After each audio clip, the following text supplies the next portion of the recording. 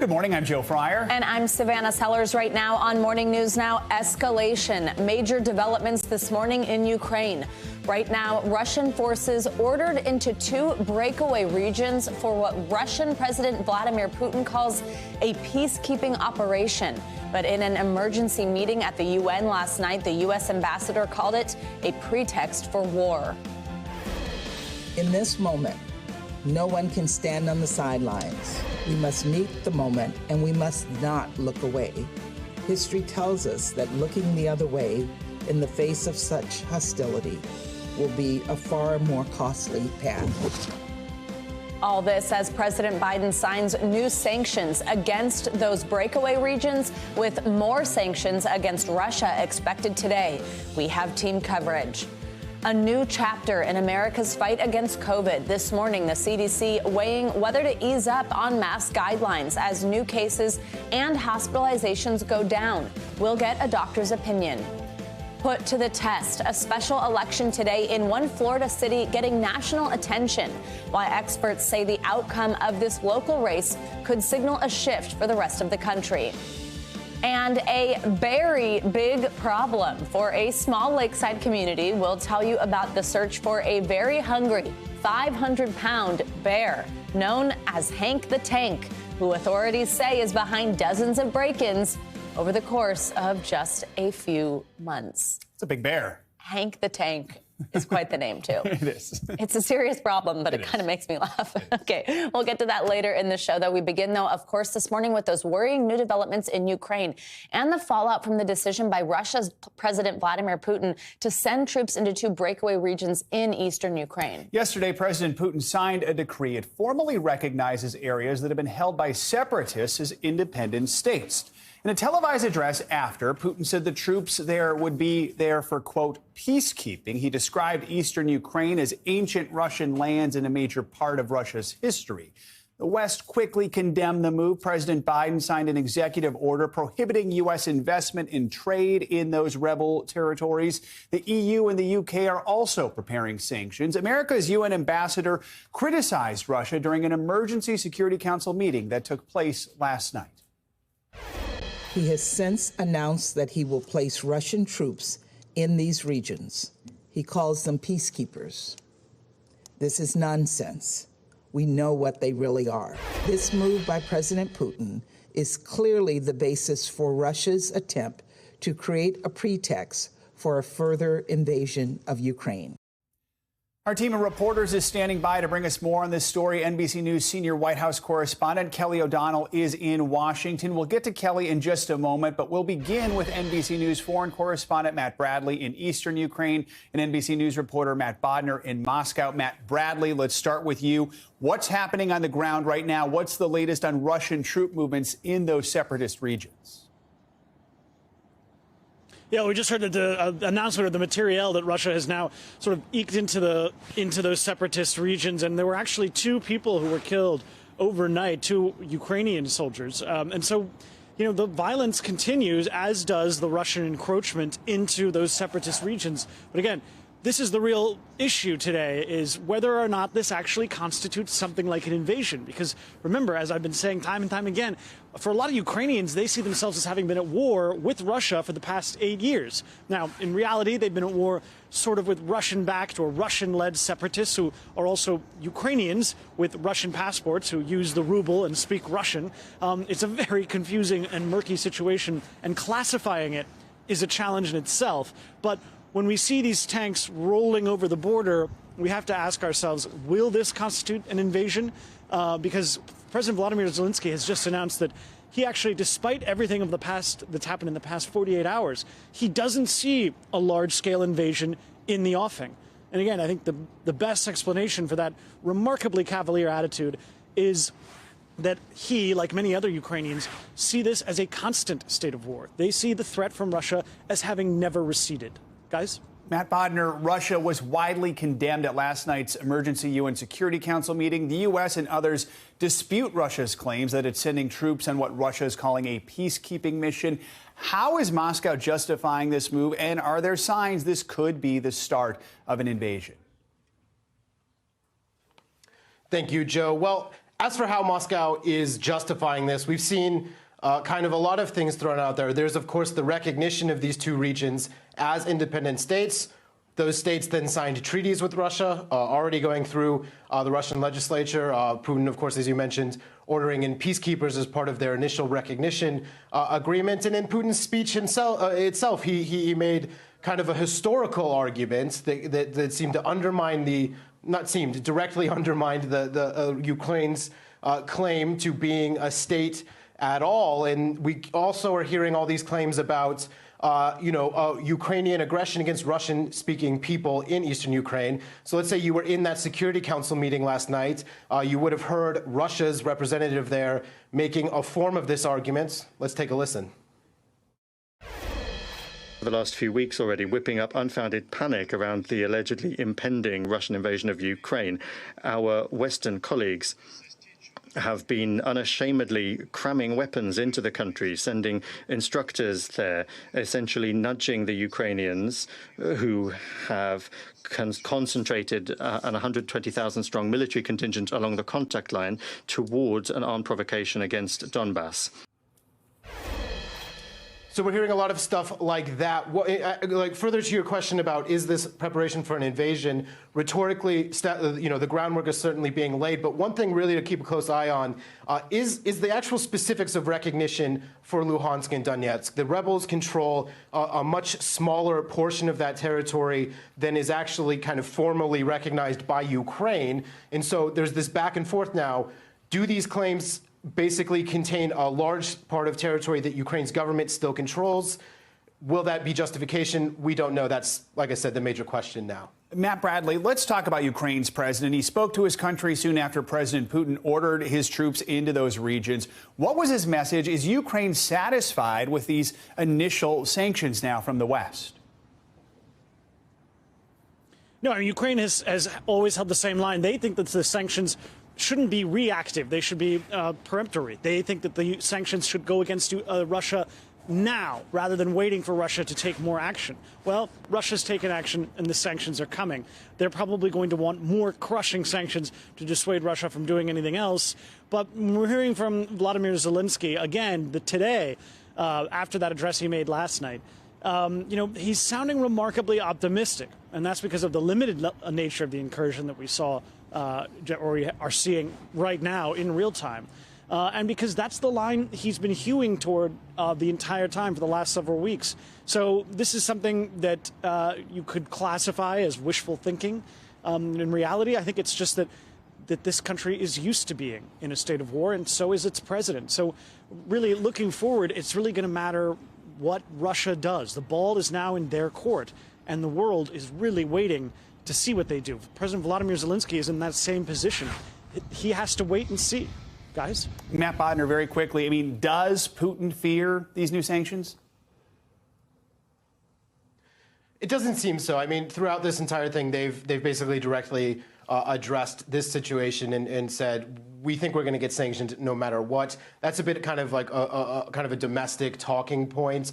Russia has already faced a lot of sanctions for its actions, and the general kind of experience for Russians under sanctions is, on the one hand, it's been a bit of an economic boom. On the other hand, it's never really seemed to kind of have the direct biting impact that some of kind of the proponents of sanctions in the West might have hoped. But of course, we're talking about substantially larger sanctions, more significant sanctions in certain regards, still being held in reserve to try to deter further Russian action. So we'll just have to see. But basically, the mood in Moscow is we're not afraid of your sanctions.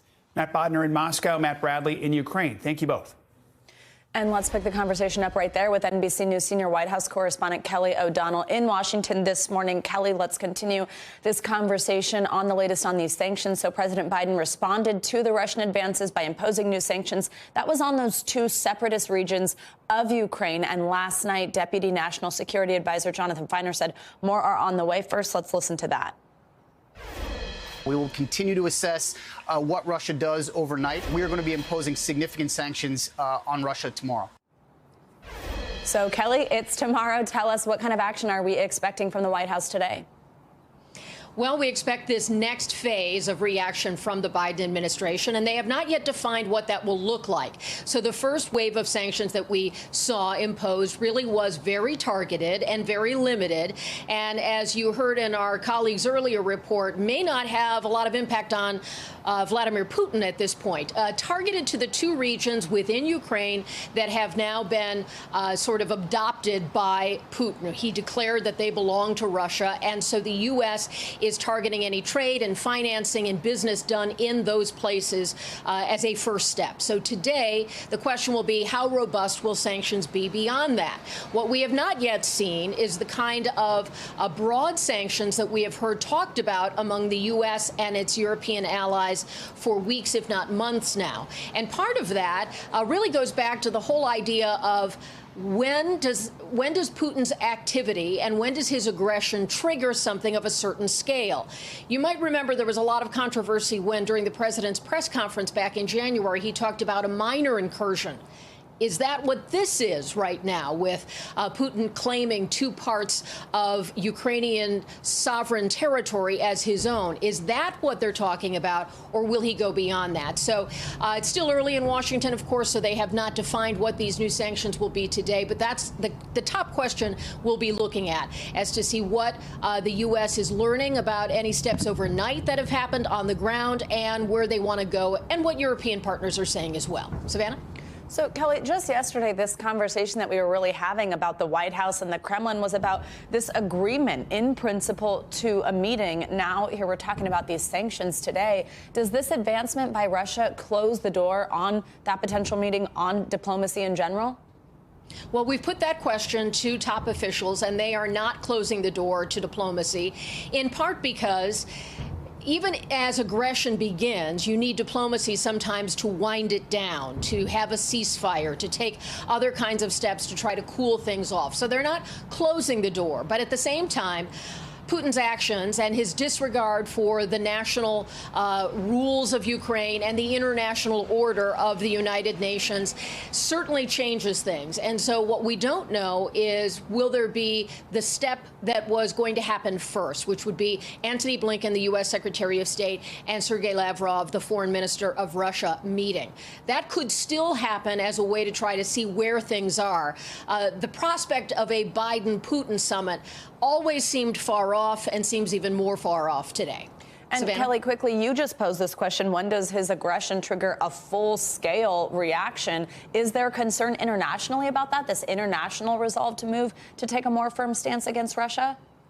Well, one of the things that Putin has done here is he has put the West in a bit of a box by taking a piece of Ukraine that was the most predictable piece and not yet going beyond that. It is raising some questions about how much the European community, NATO, and the West want to do in response, trying to be measured, trying to not provoke something that goes beyond that. So it is strategically crafty, if you will, on the part of Putin to take this incremental step first. The question for Western allies will be how best to respond to that, and how much more does Putin have in mind. So it's really a incremental stage right now. Very worrying, very concerning, certainly not what the West wants to see, but he has not yet taken the action like going after the Capitol, that kind of thing, which would certainly trigger a different level of response. Savannah? All right, Kelly O'Donnell in Washington for us. Thank you so much.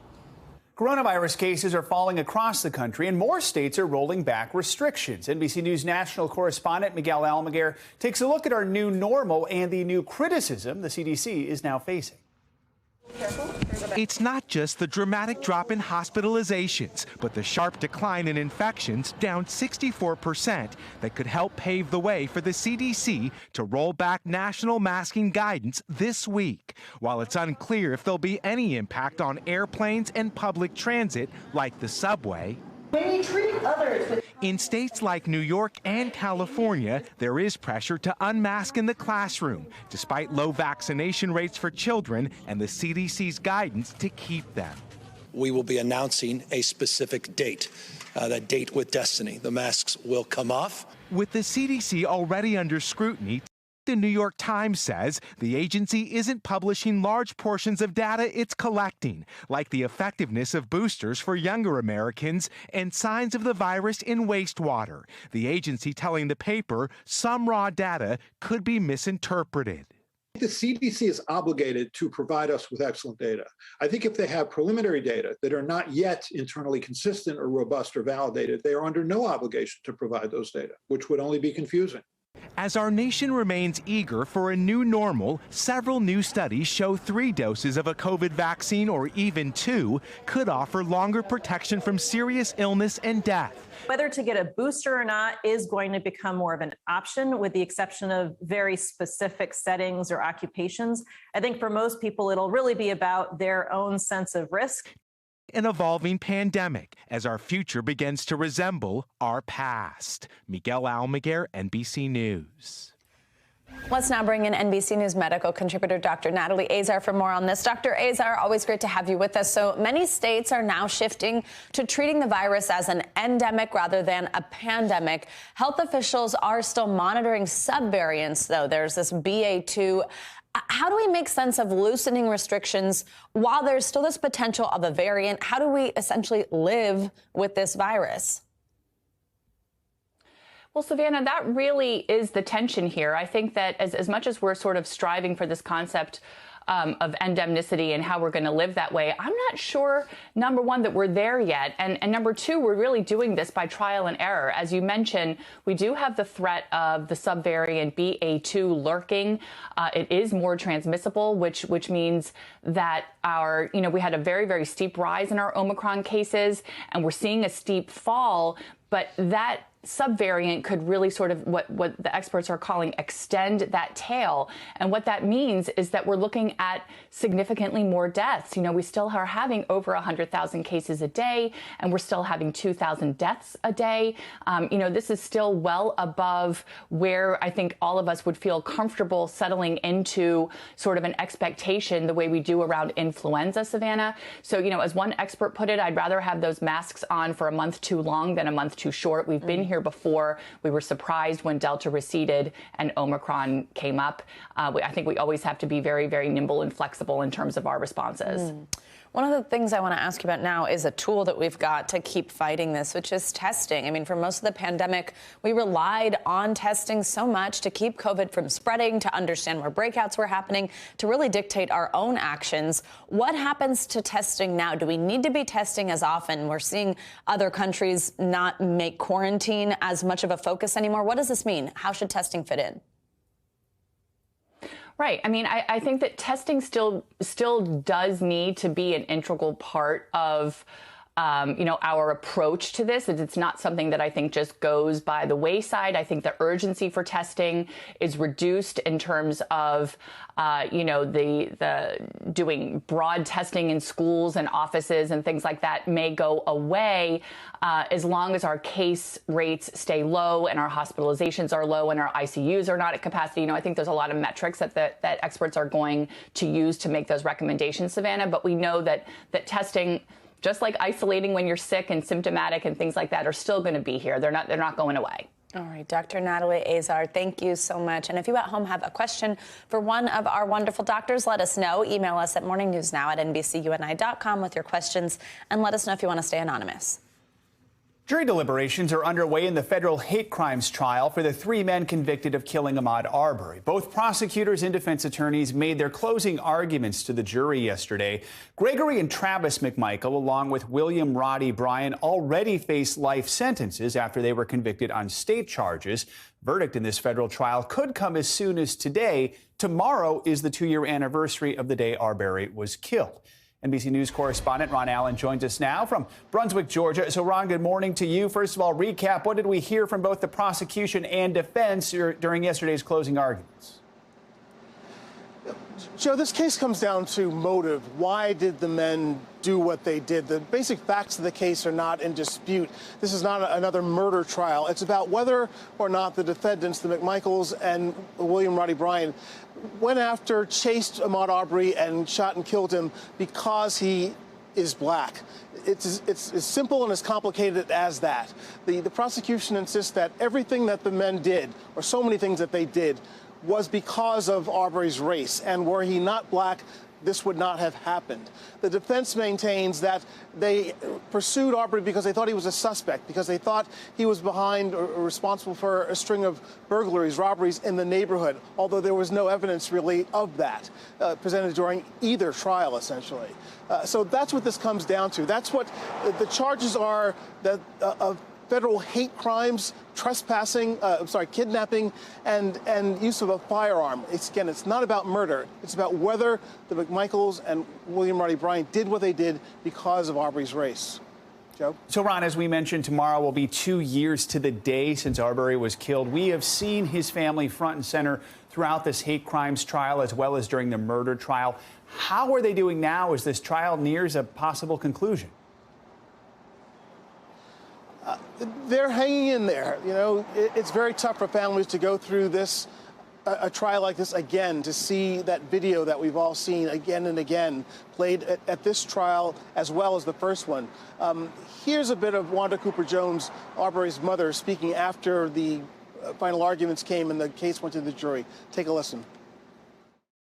I think the DOJ presented the case well, and I think we're going to get a good verdict at the end. Very emotional. This has been very draining, and I'm thankful that it's almost over. So far, the jury has deliberated for about 2.5 hours or so. They begin here at 9 a.m., and the trial was brief. It was 4 days of testimony, 5 hours or so of closing arguments, so it was very condensed. It wasn't nearly as long as the state trial.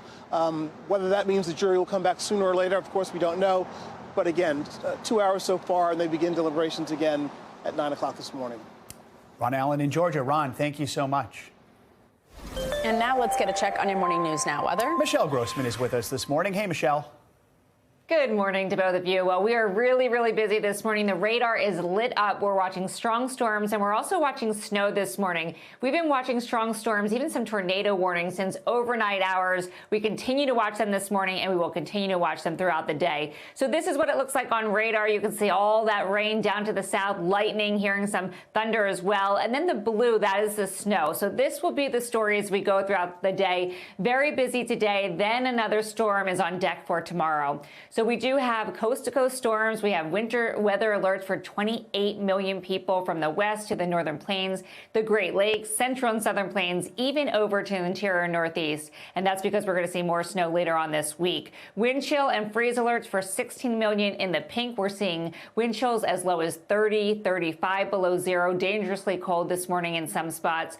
Flood alerts because we're expecting heavy rain. We're seeing that happening with some of these storms right now. So 42 million under those flood alerts and 11 million under severe threat through tonight. Where you see that yellow, that's where we're seeing it right now. We're going to continue to see it throughout the day. There's a sharp boundary between that cold air and the warm air. So Paducah, we're looking at Nashville, Memphis, Tupelo, Jackson. You could see damaging winds, some hail, and even some isolated tornadoes.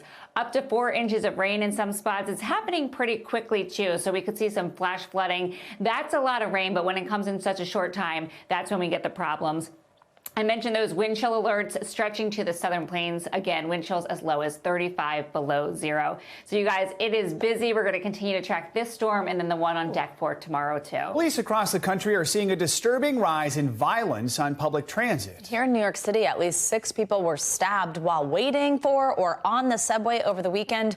NBC News national correspondent Gabe Gutierrez takes a closer look at this spike in crime. The nation's largest public transit system is on edge after at least 6 people were stabbed or slashed on the New York City subway since the unveiling of a new safety plan on Friday. It's a start. They need to do more, but it's a start. This is terrible. This is not the city I know. The stabbings come amid outrage following the death of Michelle Go, a woman who died when she was shoved in front of a New York subway car last month. The mayor and governor here are touting a new initiative, which includes deploying more mental health resources, combating homelessness, and requiring all riders to leave trains and the station at the end of the line. No more smoking, no more doing drugs, no more sleeping, no more doing barbecues on the subway system, no more just doing whatever you want. No, those days are over. Around the country, other cities have also grappled with a rise in transit crime, from Los Angeles to Philadelphia, where the city is spending more than $3 million on social services to reduce crime and homelessness on the subway. In Portland, Oregon, operator assaults have increased, so police officers are now directed not to check train fares to avoid conflict. The subway system and our bus system, they are the lifeblood of our city. All right, that was Gabe Gutierrez reporting. In New York City, major crimes on public transit are up 65% this year. That's an average of one victim every 4 hours. Medina Spirit, the horse that won last year's Kentucky Derby, has now been stripped of that victory. The horse failed a drug test after crossing the finish line at the Derby. The Kentucky Horse Racing Commission has also suspended Medina Spirit's trainer, Bob Baffert, and fined him. Baffert says he plans to appeal the ruling.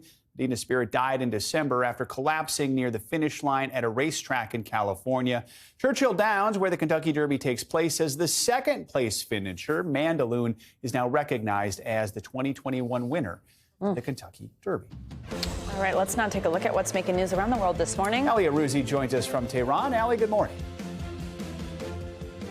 Good morning, Joe. Good morning, Savannah. Buckingham Palace says that Queen Elizabeth has cancelled her planned virtual engagements today as she continues to suffer from mild COVID-19 symptoms. However, she will continue with light duties, according to the palace. The Queen's health is being closely monitored, and further engagements will be decided closer to the time. According to British media, the Queen is believed to be fully vaccinated, but Buckingham Palace have only confirmed that she received one dose in January 2021. The Dominican Republic has started building a border wall with Haiti in an effort to stop irregular migration and the smuggling of weapons and drugs. Once completed, it will cover almost half of the 244-mile border with Haiti, its only land neighbor. The development comes after a series of disasters in Haiti, from earthquakes to assassinations, all amid a spike in violence. The two countries may share a border, but are worlds apart in terms of development. While Haiti spirals further into violence and poverty, the neighboring country continues to prosper. And finally, an ancestral artifact is making its way home 150 years after being removed. The Moai, a 715-kilo statue, is being transported back to Easter Island from Chile after a long campaign for repatriation.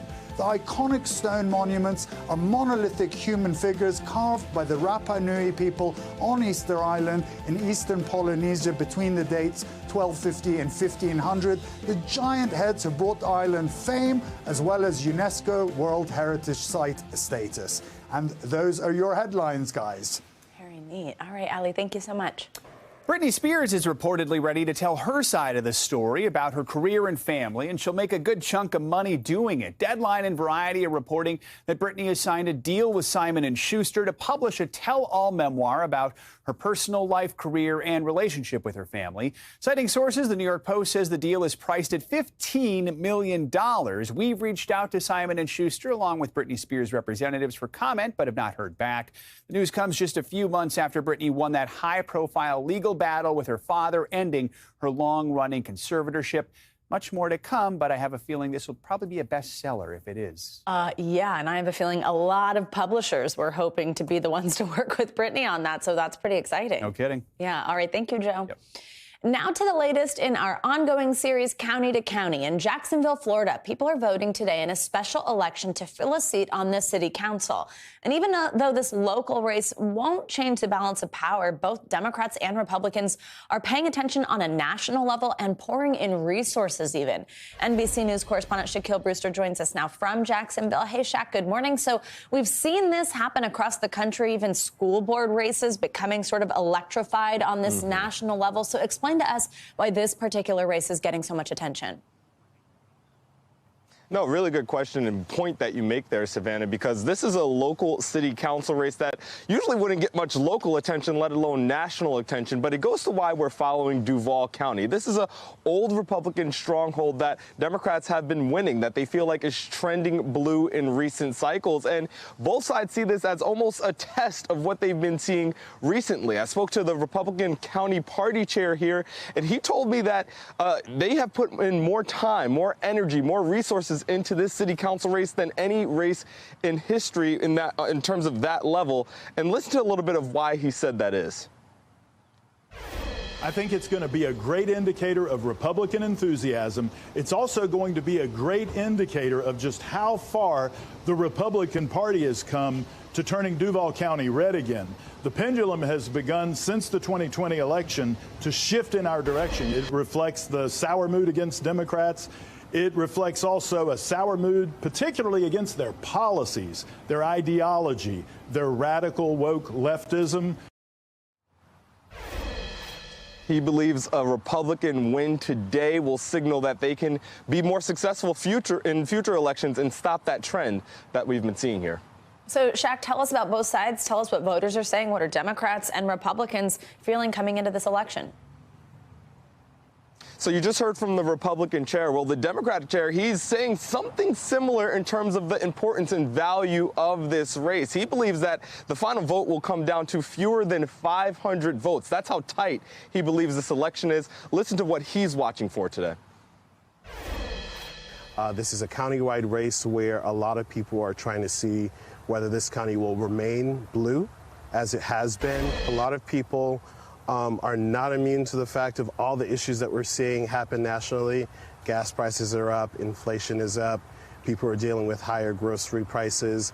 All of these issues animate even local city council races.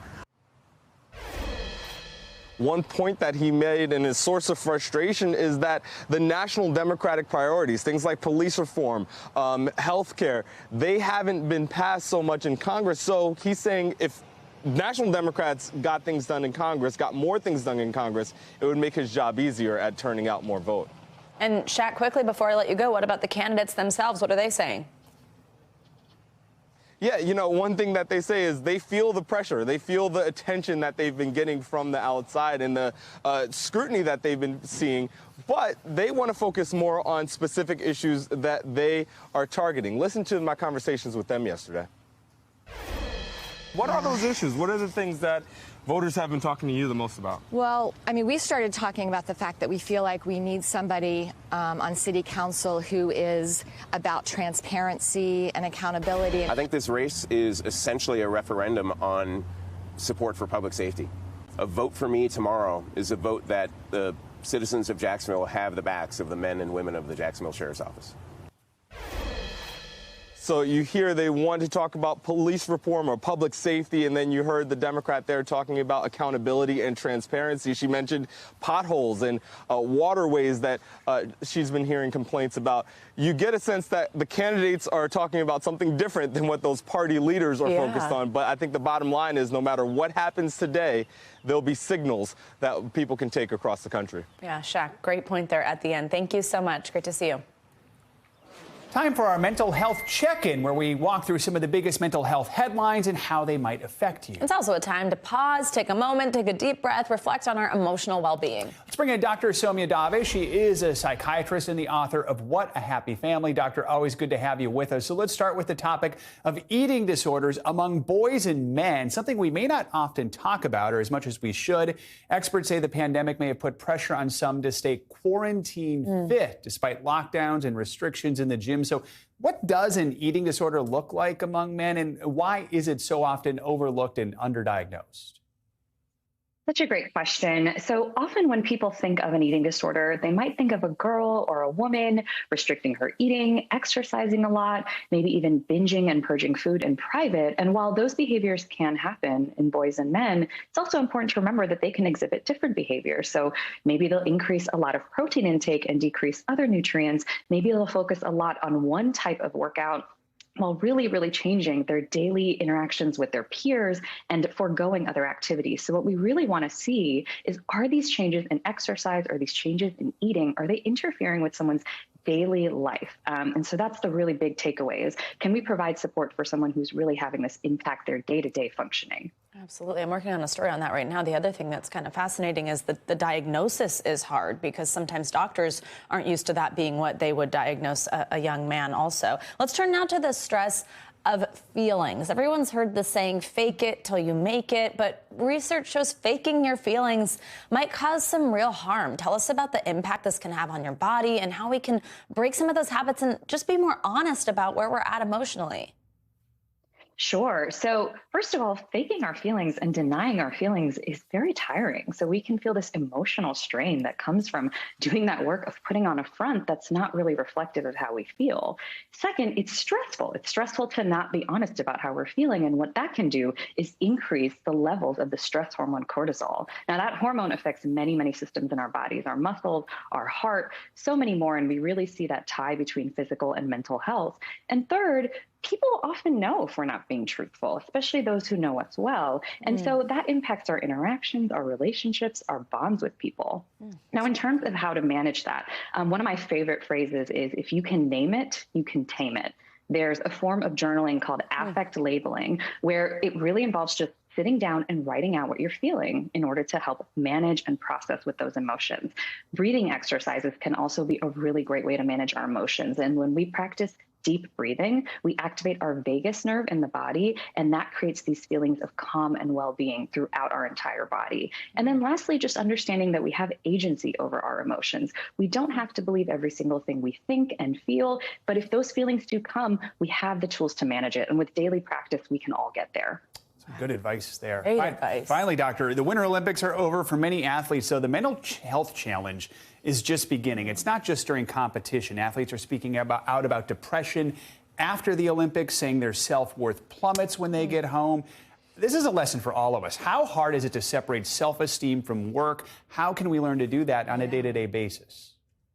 You know, I totally agree. And what we're seeing here is that this group of very high achieving people are deserving to be reminded that their worth goes beyond their accomplishments. And isn't that something that all of us deserve to know? That we are beyond what we accomplish. We're beyond all these external things that we might put our weight on and our self-esteem on. And so when athletes speak up about this and they say, we're having mental health struggles and we're getting that support, we open up the ability for other people to feel that it's okay to not be okay and to get that support. So having these conversations about what makes worth, what makes self-esteem, and is it okay to not be okay? Is it okay to get that extra support, no matter what we're accomplishing or not accomplishing on the outside? It just goes such a long way. And I'm so happy to see the normalization of these conversations. Welcome back. In our continuing climate change coverage, we want to take you to a Hispanic neighborhood in Texas fighting to reduce pollution in their city. The American Lung Association lists El Paso as the 13th worst city in the U.S. for ozone pollution.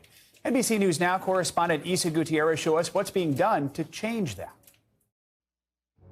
I think we deserve to be able to have a community. We also deserve to have clean air, safe playgrounds. They should not treat our community like Chamizal is a dumping ground. We have a right to be here. The community has a right to stay. Barrio Chamizal, a neighborhood in south central El Paso, Texas, is home to nearly 8,000 people. Over 96% of them are Hispanic. From here, you can see Mexico right on the other side of the border. A lot of the families that live here are single women with their children. They left their moms, their grandparents with that illusion of the American dream. A dream Hilda Villegas and other mothers in the community say is quickly destroyed by ozone pollution, better known as smog.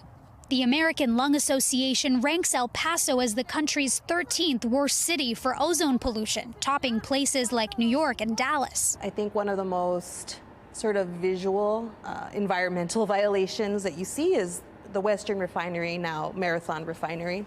We literally are bordered by the I-10, the railroad, an industrial zone, with border highway, the international bridge. Literally, my children's school, the backyard, is a metal, battery, and electronic industrial waste recycling facility. These mothers organized together in a group called Familias Unidas del Chamizal, or United Families of the Chamizal. In 2018, the group, along with a coalition of other environmental and community organizations, sued the United States Environmental Protection Agency. What were you hoping to get out of suing the EPA back in 2018? Well, we wanted them to follow the science. They demanded the agency reassess the air quality in El Paso and enforce the Clean Air Act, which regulates emissions of hazardous air pollutants. The court sided with the community. In November, the EPA changed the city's designation so new sources of pollution must be regulated. Less than 2 months later, the Texas Commission on Environmental Quality appealed that decision, saying nearby areas of Mexico are the primary cause of ozone levels in El Paso. They really have a mindset of fighting regulation instead of fighting pollution. I feel so outraged and so undignified that these institutions, that these governmental entities like TCQ, state entities, are not advocating for the interest of our children and us. We reached out to the TCEQ. They told us that they've been monitoring the air in the Chamizal since 1988, and that there's no indication the levels of toxic chemicals there cause serious consequences for children's or adults' health. But Semelide Aztlán says the TCEQ does not accurately measure the air quality in their community, since the only air monitor there is located inside a park. Amongst trees, that's not where people are living. That's literally a protected federal space. In a statement to NBC News, Marathon Petroleum Corporation, the company that now owns the refinery, said that they've been reducing emissions since 2011 and continue to look for ways to reduce their environmental footprint. W Silver Recycling, the company that owns the lot near the elementary school, told us that they do not melt metals or apply any form of heat to the materials at that location. The people of the Chamizal neighborhood here in El Paso aren't the only ones experiencing what they call environmental injustice. A study from a coalition of advocacy groups shows that Latino communities across the country are facing similar challenges. 1.8 million Latinos live less than a mile from a refinery, from an oil and gas facility. They breathe in this air every single day. The CDC says ozone pollution is associated with many health problems, including respiratory problems, asthma, and increases in premature deaths. Mainly respiratory illnesses. This is a very valid concern from those mothers. Familias Unidas and the other groups involved in the lawsuit say they plan to push back against TCEQ's appeal. To people who think, why don't you just pick up and go somewhere else? What would you say to them? People have a right to exist in their communities. It's disheartening, but it's even more of a reason to continue organizing. It's not just about me as a mom and my children. Somos hermanas. Son nuestros hijos en el Chamizal. Our thanks to Isa Gutierrez for that report. That's so powerful. Thank you. Now it's time for our CNBC Money Minute, the biggest financial headlines of the day and why they matter to you. Frank Holland is with us this morning. Hey, Frank. Hey, good morning, guys. We're starting with some Tesla news. CEO Elon Musk is accusing the Securities and Exchange Commission of leaking information from a federal probe. His attorney says the move is in order to retaliate against Elon Musk for publicly criticizing U.S. regulators. The attorney did not specify which investigation or what type of information may have been leaked. The dispute between Musk and the SEC goes all the way back to September of 2018, when the agency charged him with making false and misleading statements to investors after Musk tweeted he had secured enough funding to take Tesla private. Mercedes-Benz expects to have factories producing only electric cars by the second half of this decade. But the automaker will steer clear of building EV-only plants, keeping production lines flexible as the market demands. Mercedes will launch its EQE model later this year at a plant in Germany. It's betting the model, an electric version of the E-Class, will boost its EV sales, which it sees hitting 50% of total car sales by 2025.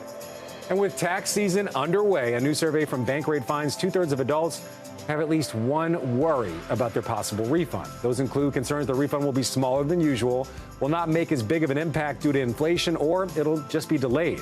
About 70% of Americans say tax refunds are an important part of their overall financial situation.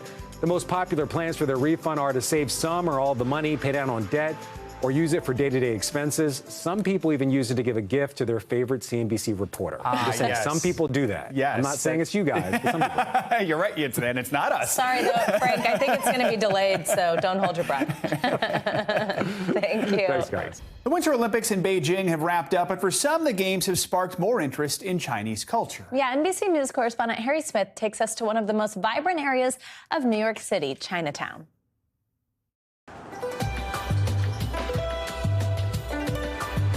A walk through New York's Chinatown is a food lover's dream journey. Our first stop, a grocery store. This is such a pure window into 1,000-year-old culture and cuisine. Our guide is Francis Lamb, writer, publisher, and host of The Splendid Table on public radio. Anywhere you travel is you go to the market. You go see what people shop for. You go see what people eat. You go see what's important to people. Lamb's mother shopped here, as have generations of Chinese, for here is a wall of ramen. I am probably 45% by body weight noodle. There are all these different noodles, rice noodles, Thai style, Japanese style. But the dried foods are the pride of Po Wing Fong Food Market. Delicacies. These are dried abalones. Pricey. Oh, they're wild, 220 bucks a pound. Delicious. It doesn't taste like a fresh oyster, it just tastes like the evil superhero version of an oyster. Like it's just darker, moodier, you know, it's like Batman. Sophia Tsao is in charge here, but it's her mother who has been behind the counter for as long as anyone can remember. What does it mean to you to follow in your family's footsteps, to be running this store now? For me personally, I like to think that I'm continuing their legacy. So I think that I'm not only just helping my family financially, but also the community. Hang around a grocery store long enough and you'll get hungry. What's our next stop? I want to take you to the second coming of a classic tofu shop that was sort of more in the heart of Chinatown. Inside, we watch the modern-day version of the ancient alchemy of tofu. Paul Ang is the proprietor of Fong An Tofu Shop. It's starting to coagulate, and so now I'm going to cover it, and it will set, kind of like Jell-O. The finished product, though, the texture of silk on your tongue, served sweet or savory. But you have that really, really creamy pudding. You get like the crunch of that shallot, and you get like the little crispiness of the pickles. We tried both. It's really one of those "where has this been all my life" sort of taste experiences. On we wandered, wanting to stop everywhere and taste even what we did not recognize. She said you can eat it raw if you want. What do you think? Oh my God. This is so good. It's like if a cucumber and a pear had a baby. The energy in Chinatown is palpable, but life here is not what it once was. In January of 2020, people stopped coming to Chinatown because it was the China virus. Many a store shuttered, some permanently. It's the economic devastation that we felt all over the country, but you layer on top of that a rise in hate crimes, a rise in racist rhetoric, a rise of scapegoating. It's rough, man. It's rough. Yet people persevere, and perhaps no place better represents that than our last stop. Waiyan, Chinese fine dining. Chef Shen Lei Tang, son of the original chef, holds forth in the kitchen. Among the specialties, sesame noodles. It's killer, right? Yeah. It's like a little bit of garlic, a little bit of scallion. But you can taste everything, and every flavor kind of comes and goes. Honestly, I heard, okay, we're going to go have cold sesame noodles at this really fancy restaurant. This exceeds my expectations. Far exceeds. The shredded beef, best I've ever had. And the key? How come your food is so much better than everybody else's? Cooking from your heart. Cooking from your heart. Oh, cooking from the heart. What a great line. Our thanks to Harry Smith for that story. California authorities are on the lookout for a suspect with a long rap sheet, but he's no ordinary offender. You'll see what we mean. Here's NBC News correspondent Kristen Dahlgren. Lake Tahoe's most wanted, still on the loose. A massive 500-pound black bear nicknamed Hank the Tank, being blamed for dozens of break-ins and causing a fierce battle over his fate. Hank comes into the city to be fed. Hank has quite a reputation in the Tahoe Keys neighborhood. A Fish and Wildlife spokesperson telling media the bear has damaged dozens of homes, easily smashing through windows and doors in search of food. They're supposed to be hibernating, but they've been so used to people and being fed year-round, they don't really do the bear stuff. Wildfires pushed black bears into neighborhoods this summer with lots of food and garbage to snack on. Police officers use everything from sirens to loud noises to shouting at them to beanbags. He's still here. Hank is double the size of an average black bear. Look at the size of his prints next to a man's boot. As from scoring food easily from people's homes and garages. But with fears a bear as large as Hank could hurt a human, some say euthanasia is the only safe option left. The Bear League has offered to relocate Hank to a sanctuary. We believe he's one of our neighbors, and he's only doing what he's been taught to do. We think there's a lot of other options. Social media now chiming in with #HankTheTank as a community braces for more break-ins and debates what to do about its unwelcome neighbor. Kristen Dahlgren, NBC News. Thanks for watching our YouTube channel. Follow today's top stories and breaking news by downloading the NBC News app.